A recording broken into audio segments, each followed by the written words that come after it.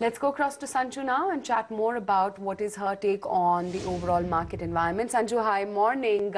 What is your sense of the pullback that we've seen from 5,800? Does it seem like this is just consolidation, or is it something more significant than that?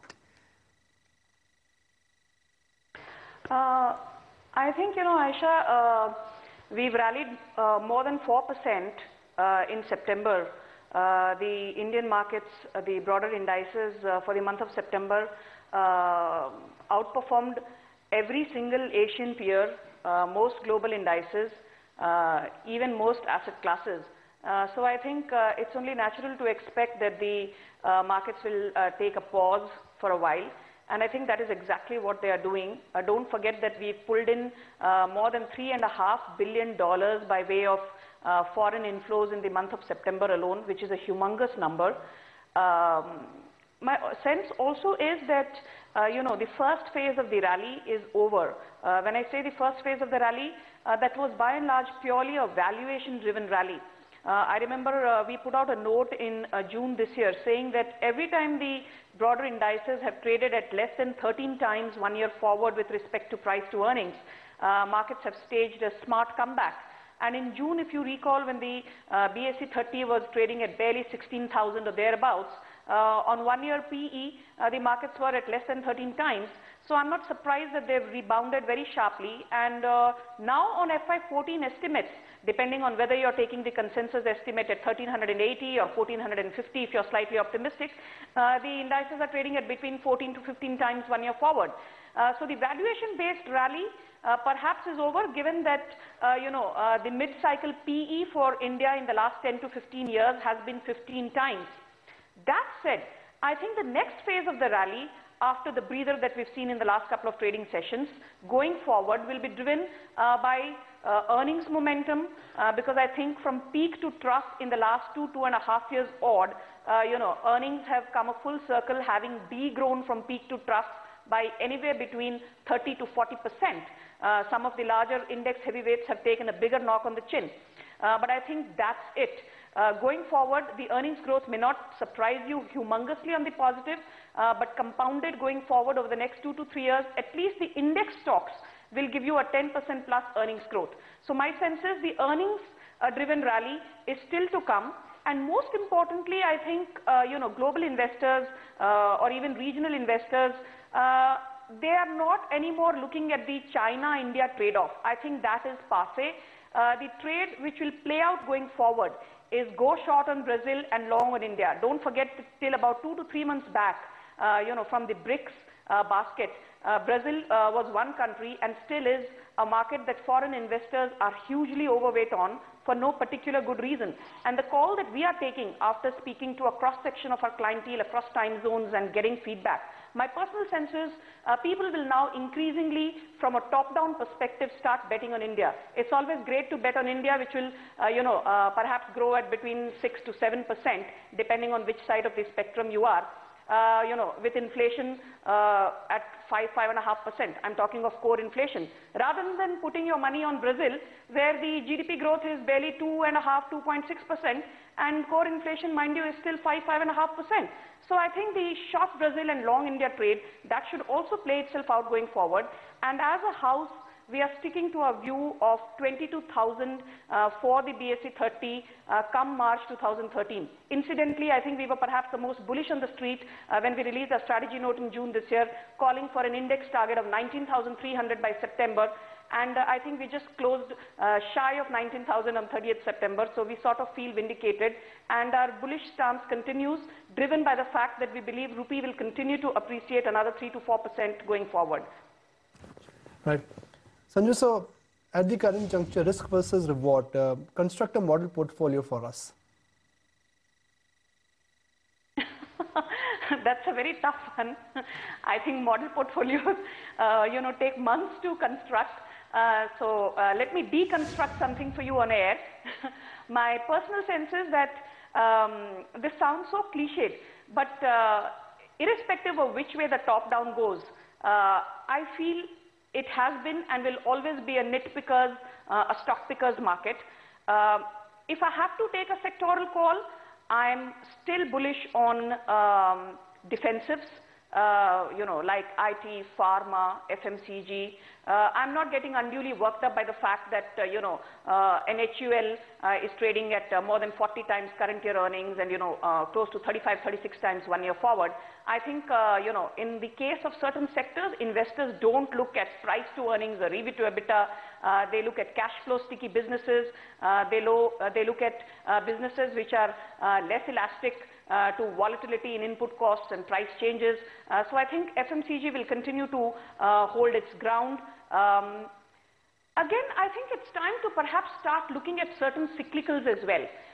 For instance, my sense is you really can't go wrong with an ONGC at this point in time. If you look at the mid-caps, you really can't go wrong with an MRPL. People say, why would I want to bet on ONGC, which will continue to be beleaguered by the subsidy burden? And the answer to that is simple. Where will you find a company which notches at the profit after tax level something like 27 to 28,000 crores odd on a consolidated level? That number, after paying subsidy to the government of India to the tune of 40, 45,000 crores odd, and paying dividend to the tune of 7.5 to 8,000 crores odd, and still having a return on equity of 20% plus. So the point I'm trying to make is that you will have to, sort of step away from the clutter and the noise and identify companies not based on just valuations, but based on that swing factor which will drive stock prices. And I think in the case of HUL, it is the return ratios which are relevant. In the case of pharma, it is the fact that increasingly there are companies which are shifting their profile. For instance, a Lupin, from focusing on acute therapies, it is increasingly focusing on chronic therapies where the margins are much higher. So that will drive earnings growth compounded 20% plus going forward. You will also have to look at companies like an HCL Tech. I mean, you had an Infosys which disappointed again. And look at HCL Tech's numbers. I mean, 3% plus growth in dollar terms sequentially on the revenue front and 4.5% volume growth. And mind you, 11% sequential growth in infrastructure management services, which incidentally accounts for 28% of their revenues. So coming back to the point I was making, you can't take a blanket call that if rupee appreciates, I'm going to go the whole hog and short IT. You might want to still short an Infosys, but you might want to take a look at HCL Tech, which has bucked the trend, irrespective of rupee movement. So I think the point I'm trying to make is stock pickers market, it will be going forward. And within that, while I still favor defensives, I think it's time to start looking at some of these cyclicals as well, because I think, the cycle is just about turning. Even metals for that matter. I may still be wary of putting money in a JSW Steel, but I think Hindustan Zinc, which incidentally is slated to announce numbers today, I think that's a great story in the making. I mean, if you strip out the fact that from the current price, 51 rupees odd is cash per share, this company is trading at less than 8 times price to earnings and less than 5 times EV to EBITDA. Right. Whereas historically, it's traded even at 6 times plus on EV to EBITDA. So, there is a valuation comfort here.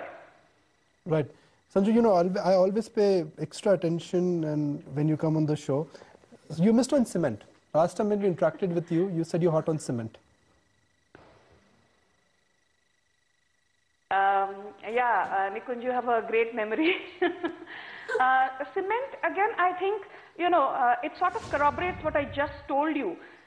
Why would you want to buy an Ambuja, which on FY14 is trading at 16 to 17 times? Why would you want to buy an ACC, which is trading at 21 times? By that logic, does it make sense to put all your money into India Cements just because it's trading at 9 times 1 year forward? No, not necessarily. The point I'm making is price to earnings is irrelevant as a valuation parameter when you look at cement companies. They've been in the news for all the wrong reasons, post the fact that, the sector was hammered with a 6,000 crore plus penalty by the Competition Commission. Why have cement stocks then rallied? I mean, you look at 1 month, 3 months, 6 months, you will find by and large as a sector, this has outperformed not only soft metals as a space, but consistently cement companies have delivered on stock price performance, may not necessarily be with respect to results.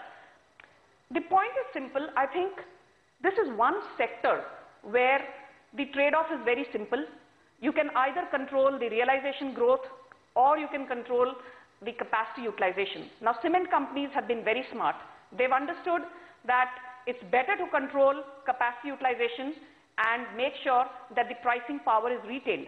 So, first quarter of FY13, the average cement capacity utilization was barely, 76, 77%, which is nothing given that this sector at peak multiples has traded at something like 90% in terms of capacity utilization.